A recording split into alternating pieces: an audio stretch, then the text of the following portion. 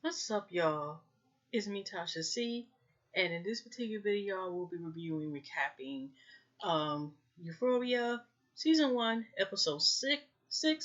Sorry, this is, shout out to my YouTube fam. And don't, like to see, go ahead and subscribe. You know how to subscribe and what to go. But make sure you like the video because it helps, get it out there. If you like the video, it gets more recommendation. That way it helps, get it out there, the video. But anyway, y'all, I just want to say, if y'all didn't see the video that the last one I did previously, it was a quick little live that I done. And what it was that due to the fact of the weather and there was some thunderings, some thunderstorms that, hit a pole, just happened to hit a, you know, pole in the back and, kind of, lean to the left towards our direction, starting at two houses, both my neighbor's house and lean towards our side where a pole telephone line. I mean, yeah, I know you're like, what landlines? But a telephone line or a cable line or something in the back of our yard was just hanging right on across the whole backyard. So we didn't have any lights. I mean, we had a little, generator, for a few little items in the kitchen, but other than that, we were in the dark until like Monday night around 10 a.m. So I was, of course, the lights would have been on. I would have done it like Monday, but like I said, I had to take care. I go to my doctor and stuff like that, just do a checkup and everything. So not everything. So yeah, like let's get into this review. And like I said, I'm a little bit late, but bit late didn't ever. Like I said, I was gonna tell y'all until they, at least get this back up. I was not going to be on here. Okay, so let's see. This episode, we got two more left in this season. Like I said, y'all already know it is already it's been renewed for season 2, so I'll be able to review that as well. That is in my plans, okay?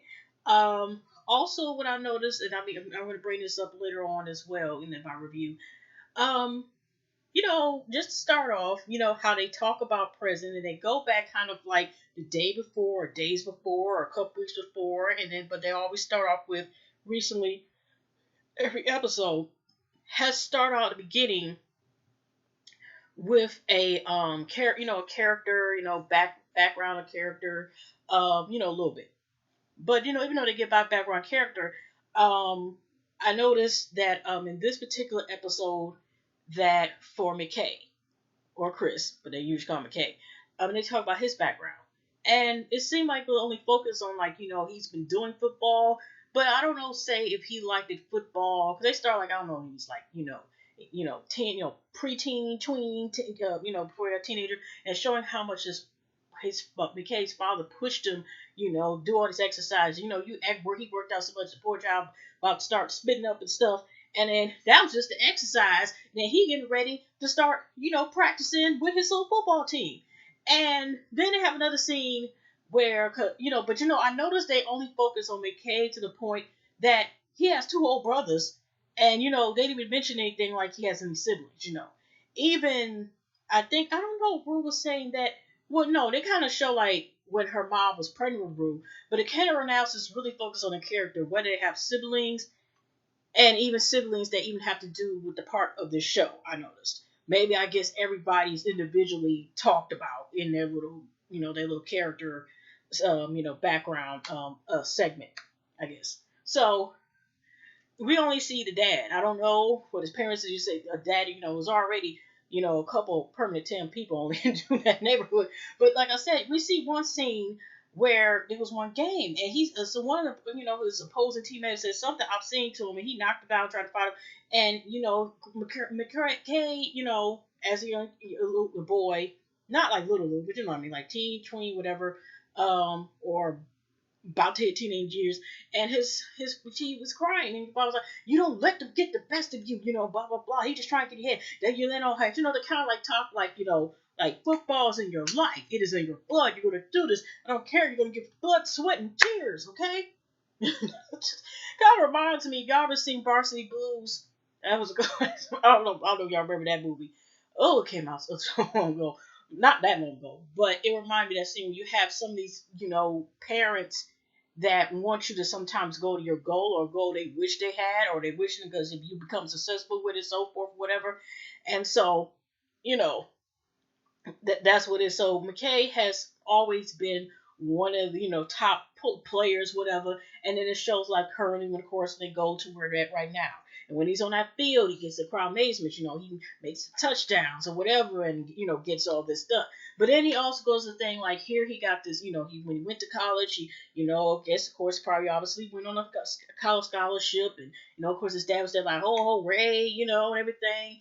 And then once he gets around and when he starts his first semester. I don't know if it's like his second semester of college or his first semester. Not the second semester, it's like his second term. I don't know if he's a freshman. I don't know if he's a sophomore. But the realization is when he started practicing and once he's in the college, football team, real, he's not the only one that's just good. There are other players that are good. They might be even great. Tony the Tiger great. Okay?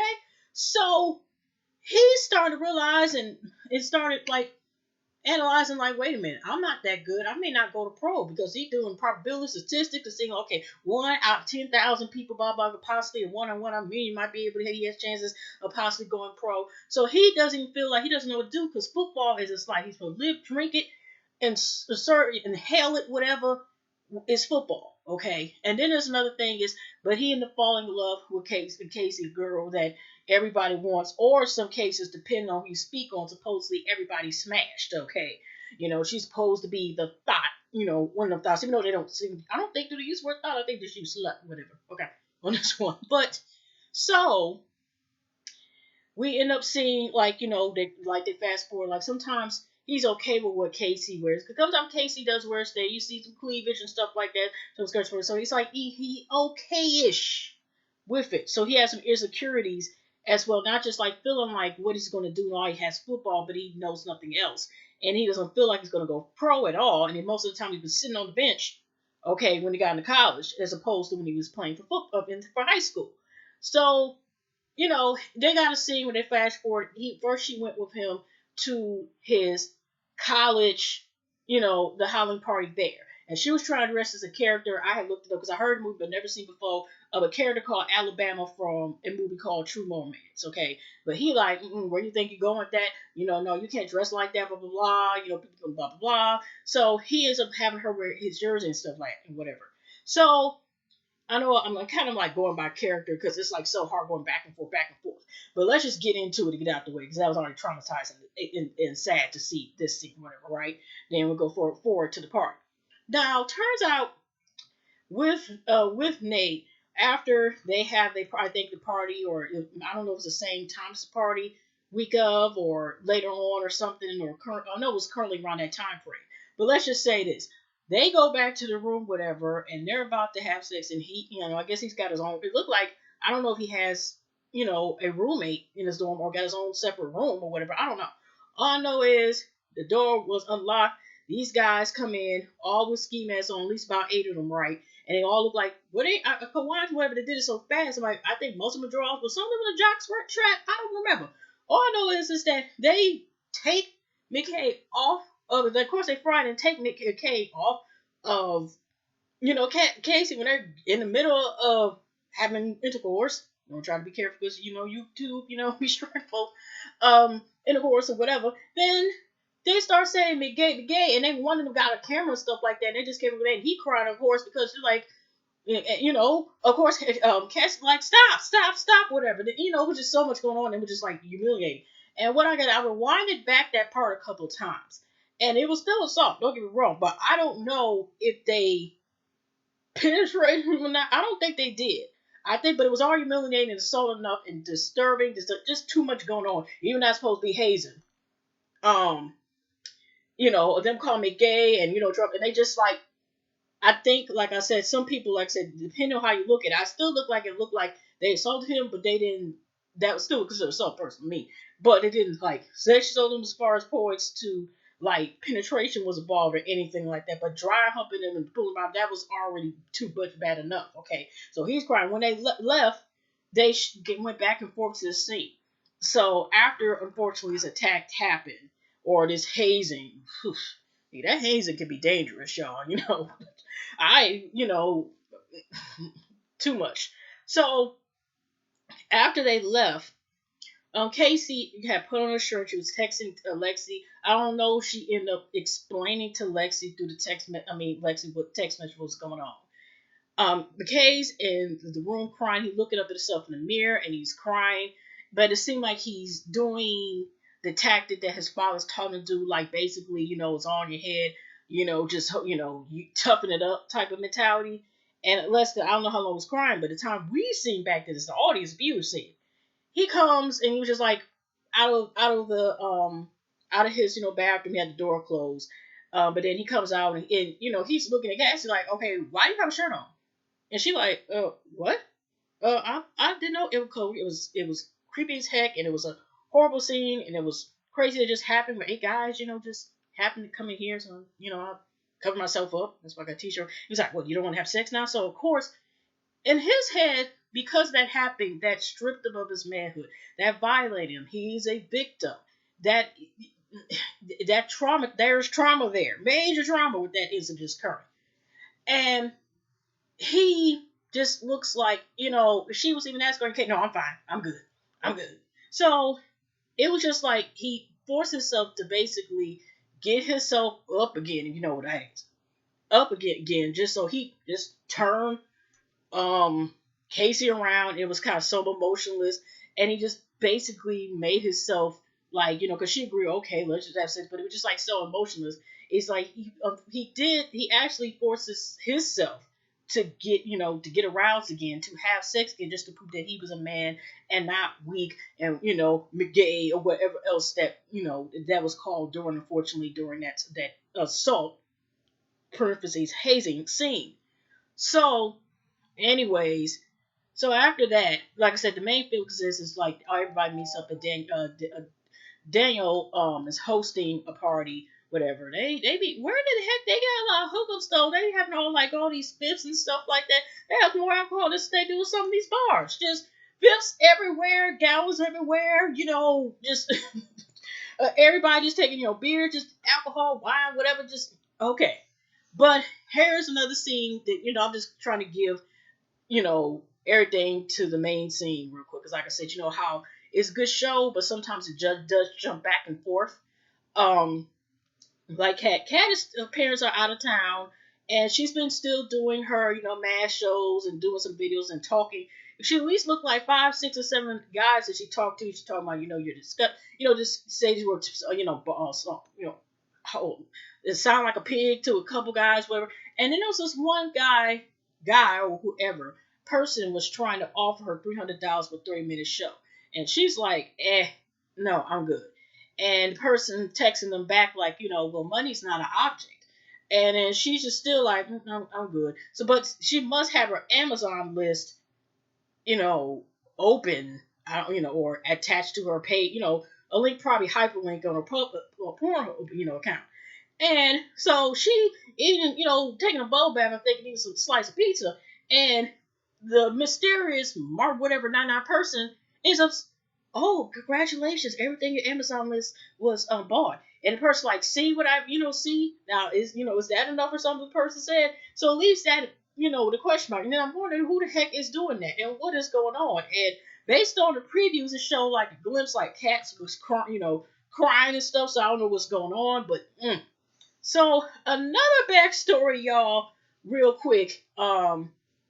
We're but no, that's kind of like the climax. So I might as well start talking about this party. Okay. Now I have left this real quick. This show. Okay. I think Jules and Kat, I think, or even Rue, I think, also met up to go to this party. But before, we already know something was wrong anyway. Already Jules feels like you know awkward about being the reason why Rule is, sober. Now, I forgot to mention, I finally realized what Lexi said, like, she's the reason, she was telling Jules she's the reason why she's sober or happy, whatever. So Jules is like kind of hesitant already. So Rue went to get Jules. She already obviously smelling like some liquor, like liquor is her perfume. And she just, Rue was, I forgot what Jules said, like, or something, whatever. And Rue was even trying to kiss Jules. He was like, which she could have did that for two reasons. Number one, maybe because she was drunk. Number two, because of what she's going through, which I will go that in a little minute. Um, and also too, anyway, I don't think Jules was really attracted to Rue anyway. I think the most like she likes him more so as a friend, but because of our ability and the whole stuff with that tire slash notorious killer Nate okay in the making, it just seemed like she did that just because, and Jules only might be attracted to men for what I gathered. So like even when they're going down the street, she was trying to hold, I think, Jules' hand, and Jules was like, "Yeah, get away." What we seen in the previews, like she's taking her hand away from her. She's like, does not really want to be around Rue like that. But Rue's just like, what the hell is going on? Whatever. So they end up also getting Lexi at the party. And Lexi brought back, if y'all ever watch the PBS and see all the happy trees. Oh, I used to, what was it? Bob Ross. And he used to play all them happy trees and had, his fro on point. And and I just remember watching the kid like right before or after Sesame Street came on. So, anyways, that's who she ended up being. And the mom, Migo Rose Cassie, lets mom to my, you supposed to be sexy. I think she even had a wine glass and was taken to the head right then and there. Talking about some, you supposed to be sexy like you're a sister or something like that. And I think that's when Cass came downstairs. She decided at Daniel's party that she's gonna dress like Alabama again, because she already's in an awkward place with McKay. But when they showed her first when she got to the party, she talked and she might have been already drunk, and she said something. I just want to talk to something. I don't know what she said, but I think she you know, but they were showing the screen, messed up a couple words. And McKay ended up saying, "You must be drunk." And then she took her phone and went, "F you," and just kept walking away. Also, I want to point out that I didn't have, of course, the same costume like a cat had, but I did, and I just did at school my senior year. I did dress up like a nun one time, character. That'll be my first and last time doing that. I mean, it's just I was the only one dressed like that. You definitely stand out when you dress like a nun in high school or just period, whatever. Just for okay. Anyway, so they, like I said, there's so much good party. Jules is, taking to the head. Like I said, she had one bottle at fifth here. She going outside. She drinking another shot, throwing glass on the grass. And there was one like she was just getting so drunk, and even Rue was like what the heck is wrong with her and stuff.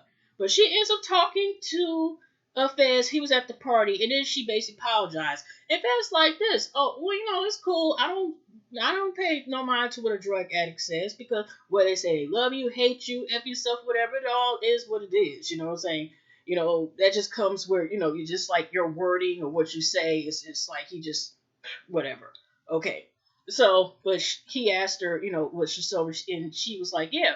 And he was asking her how it was, and she said the highs is highs, lows lows, but it's like it's weird feeling. So then look at us, they still seeing, Jules up there in her own world and just still kept taking it to the head, right, as far as drinking. Then we got her. It ended up being the scene where Rue ended up going to her to see what she was doing, and she just. Well, at first I thought she fell into the pool, but she's just swimming and stuff like that. Rue was like, "What is wrong with you?" And Jules saying something to the light, into the clouds, into the one. I don't know what the heck she talking about, with some Shakespeare. I don't remember. So anyway, she ended up pulling Rue into the pool and ends up kissing her in the pool. But I think Rue ends up getting out of the pool and just running, and she just crying when she goes in one of the bathrooms, whatever, that house, and just started button, because she had like a tuxedo on, okay, but she just why the heck is she doing this, and she's just upset, and like Jules, just like I said, her own little world is just some weird reason why all of a sudden she's just drinking, okay. So around this time, you got one scene where Cassie and Daniel are flirting with each other again. She ends up going up the stairs to one, and maybe his room, whatever, right? He's, I first thought they were having sex, but kind of like, I guess they were going to second this base, whatever, because Daniel was asked for certain stuff I thought they were already doing that he could do, but, apparently he didn't do it at all. And McKay ends up coming to the party, okay? And Lexi, or should we say Lexi Bob, is up here like, you know what? Let me go. She texting her sister like, McKay's here. Her phone is on the bed. She's still making out with Daniel, or also known as Ted Bundy for the night because that was his costume. Um, then all of a sudden she's like, no, we can't do this. And then he slays me. Are you sure? Why we can't do? Fill my up. My D is hard, whatever. And I must feel something, but he's still like, I can't. And I can't do this or blah blah blah. She's like, no, no, and he got mad, which probably was obviously a good thing. She didn't give him any because he, his intentions weren't good no way. And she still said, no, I'm drunk, I need to go. Well, then he got mad to much. What? Why would you think what other reason why I would talk to you? Any guy who said they like you for other, they're just trying to screw you, them type of talk, just like being mean because he, basically was rejected. And you know how some guys are when they're rejected, they be like, F you ugly anyway, even though they the one came on you, that type of thing, okay?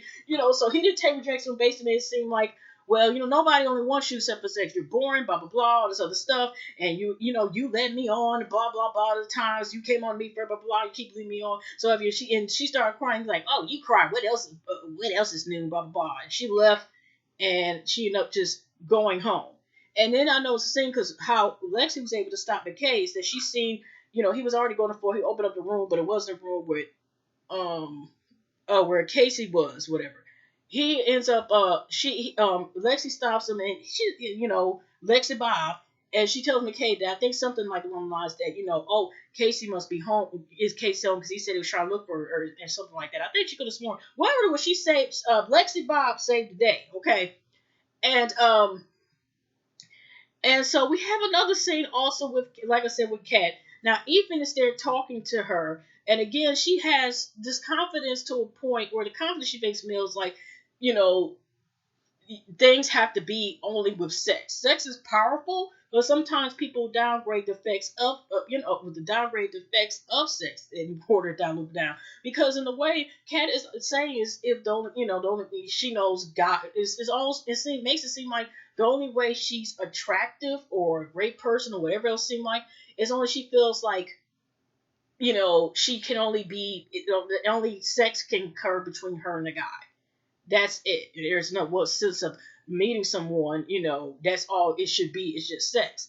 And, but originally, I think, which we all seen, she was looking even, and once the insecurity, she thought he was talking to that girl, she got mad at his sister. Now he was trying to ask her, like, why did you leave?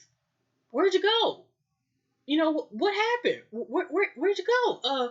And she just like, what? And then, it's kind of like just tune them out, like, okay, whatever. What do you assess me for? Just like doing that tune off stuff, whatever. And he ends up later on, Ethan grabs her off the couch. I think she was talking to the guy, whatever, in her nun outfit. I think she said it was inspired for some movie, whatever, right? And he takes her to the bathroom and starts kissing her. And, because she gave him the options when she was talking before, she brushed him off, but she basically said, okay, do you want to screw or you want me just, blow balloons, whatever, because that's all it is. Okay, that's all truth. That's what y'all want, blah, blah. And Ethan kind of, was like, just kind of walk away, or she walked away from him, whatever, okay? He ends up, going to the bathroom with her, and then she asked him, like, it's his body count. And he like, body count, whatever. So apparently Ethan is a virgin, I guess. But somehow the virginity thing, she was like this, well, I don't want to mess with a virgin because, they get emotionally attached and they don't do it. I want guys who are experienced or whatever, blah, blah, blah. And it's something he started maybe kissing her the next minute. I know he go down and provide some down below service. And whatever. And I think not too much more. He ends up cleaning himself up. I think he might have, it looked like a wet spot from him, I guess, getting aroused, turned on from providing down below service, I guess. But after that, it didn't really, I think, show too much with Kat. After her, even, helped her out, I guess. So after that scene, another thing I wanted to talk about was the plot twist, which is not surprising. Going back to say Notorious, Nate possibly killer in the making. Okay, so there's some back and forth scenes. Of course, him and Mallory are still meeting in motel on and off up to that time every Friday night. And most of the time he sent him, he was suspended from school. Him and his family, whatever, went to go to the family restaurant. Dad asked him what you gonna get to eat, and then the manager, the one guy was like, "Hold on, let me get the manager." And the manager pulled Cal to the side, and explained because of what's going on with the issue with Nate, and what's going on with Nate. Do y'all want the food to go? We get some carts and stuff. Y'all can still place your order. And Cal's like, "It won't be the end of this." But what's pretty interesting though? Maybe Cal must go on Sundays, whenever when he does his business in that same motel, because every night, every Friday, I don't know how many Fridays it was. Nate met with Meg, and they were trying to figure. Meg was telling Maggie, I don't know what kind of Meg. I mean, Maggie was telling him maybe he needs to come up with a plan, or are they just going to be stuck like this? To come up with a plan. And we all see between that. Nate is at a copy machine, but it looks like it's a copy machine at like his dad's house where he blew up the pictures or whatever, sent them to those big copy machines. I mean, no, to his parents' home, whatever. And he's copying his pictures, the same pictures he said he was going to blackmail Jules with that she took, and it did show like she did take one that was topless, and a couple more pictures blowing up, making them all 8x10, all completely in in photo gloss paper. So anyway, they said, Rue was still narrating that, sometimes he was still at times watching Maddie. He was sometimes watching Drew as well at her house, and all of a sudden we, like I said, I thought about this, like I said, Nate's dad must go on a different day, because he's been going for multiple Fridays, and already there was one time that they missed each other barely, because already that's what I forgot to mention too. Nate told last week. Nate told McCray to tell Casey, even though he didn't know whether Casey was with McKay or not, tell Maddie to get this app, downloaded it, and to get text messages that way. So I don't know if it's Facebook Messenger or WhatsApp or whatever. So here's the drum roll. Again, Tyler needs a better security system. I don't know by now, because he might be going to jail for a while. Okay, but anyways, Tyler got a neck brace on and stuff. He up there in the bathroom. And again, Nate up there. I guess everybody must go to sleep at 6 p.m. at these apartments, or 6 a.m. Because he was able, heck, it was bright daylight, or, still daylight outside, when he broke into Tyler's apartment the last time. This time it's dark. He's sitting up there again. And of course, Tyler's like, "What do you want? Blah, blah, blah. You already been again. Y'all been in the hospital because you blah, blah, blah." He's like, "I don't care, blah, blah." But, again, he's like, like I said, Tyler ain't got nobody to talk to or nothing. I don't know. Maybe because how Nate has manipulated, like, how it was that he raped Maggie, whatever. So basically, he said this: "You're going to say that you did this crime, so make him accountable for attacking Maggie, because she didn't, she stopped his advantages and he got mad at her because she had a boyfriend, blah, blah, blah, whatever."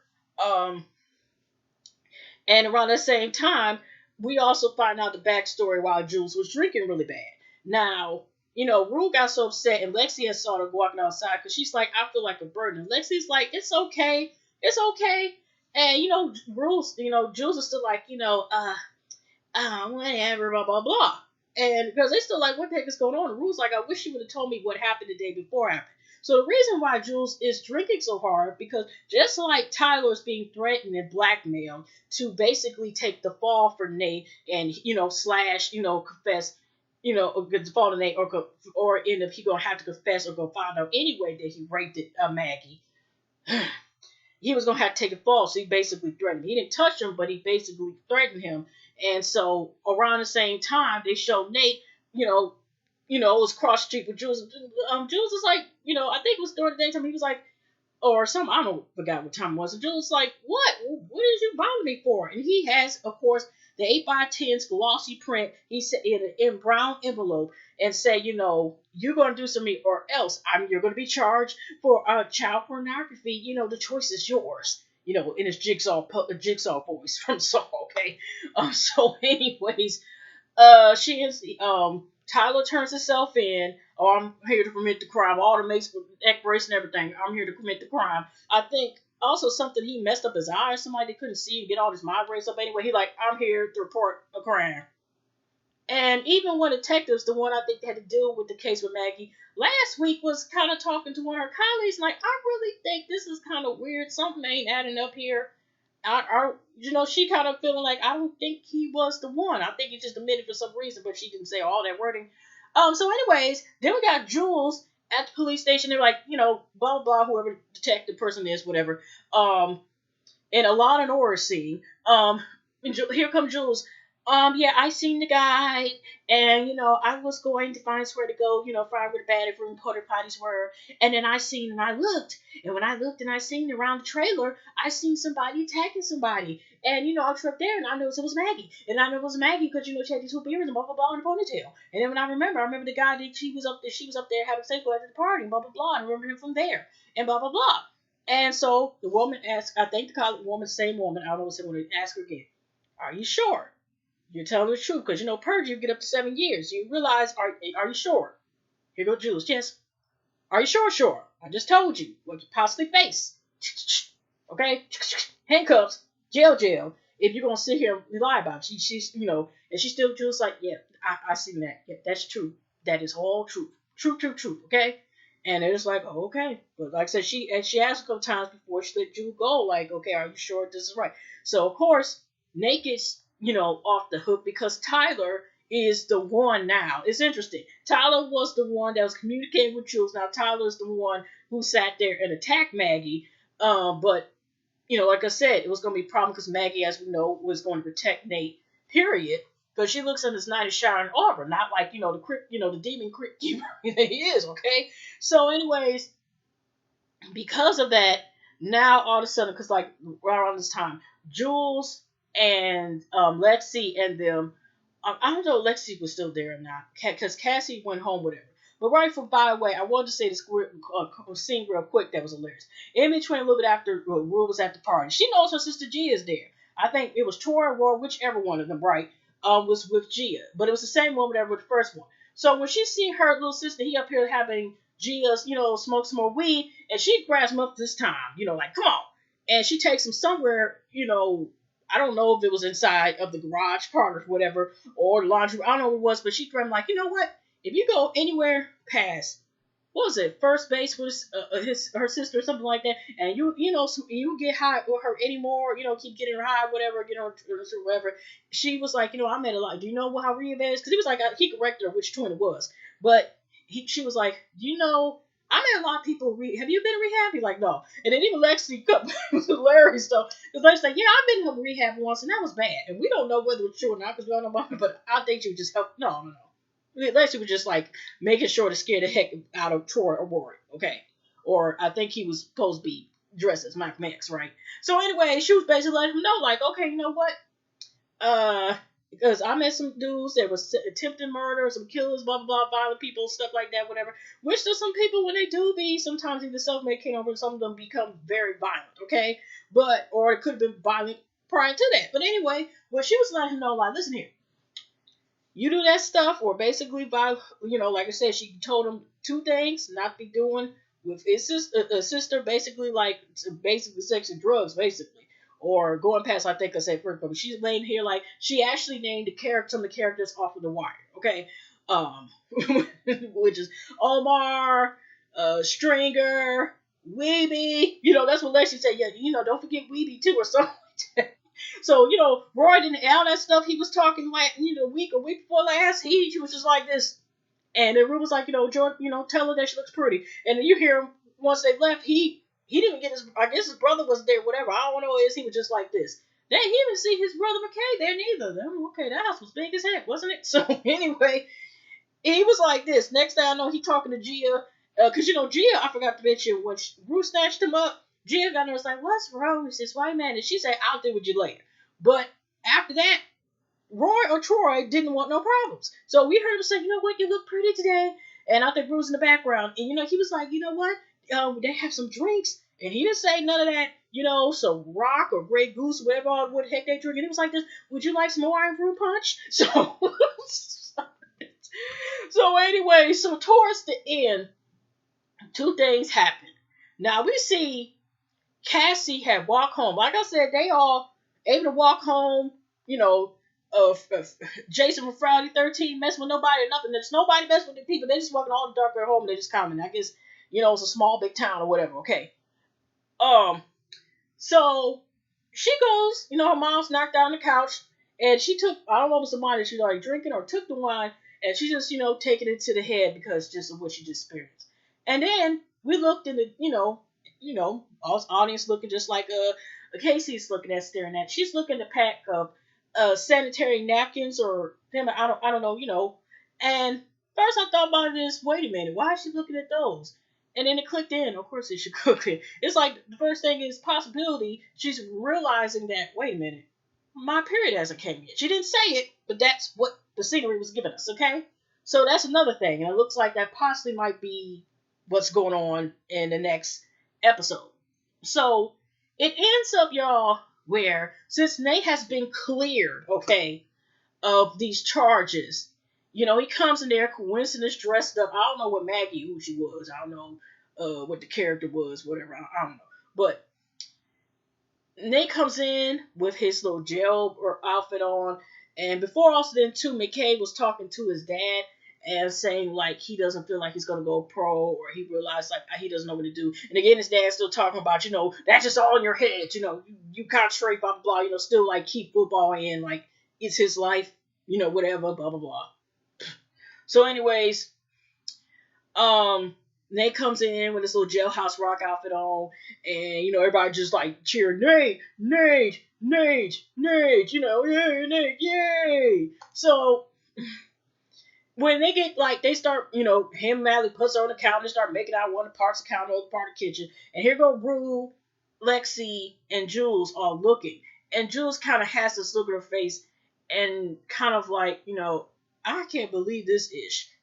They both can't believe the other two can't believe this too. But Nate looks up at her for a second and goes back to drinking some drink with Mallory. But Rue looked at her, looked at Nate, looked at her, and then kind of she had looked at back to herself like, wait a minute, there's some BS coming up going on here type of look, and that's pretty much how it ends. So we'll see in these next two episodes how this goes, y'all. But the next one supposed to be with Cassie and stuff like that.